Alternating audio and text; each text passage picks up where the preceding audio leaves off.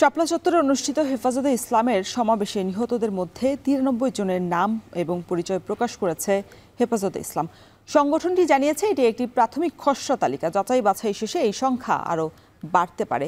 হেফাজতের জনসংযোগ বিভাগ গণমাধ্যমকে বিষয়টি নিশ্চিত করে জানায়, প্রকাশিত তালিকাটি প্রাথমিক, তবে তথ্য যাচাই বাছাই চলছে, চূড়ান্ত করতে আরও সময় লাগবে। উল্লেখ্য, ব্লগারদের বিরুদ্ধে ইসলাম ধর্ম অবমাননা এবং নারী নীতির বিরোধিতা সহ 13 দফা দাবিতে 2013 সালের 5 মে ঢাকার শাপলা চত্বরে অবস্থান নেয় হেফাজতে ইসলাম। সেদিন হাজার হাজার কওমি আলেম, ছাত্র এবং সাধারণ মুসল্লি মহাসমাবেশে অংশ নেন। সেদিন গভীর রাতে আইনশৃঙ্খলা বাহিনী অভিযান চালিয়ে তাদের সরিয়ে দেয়।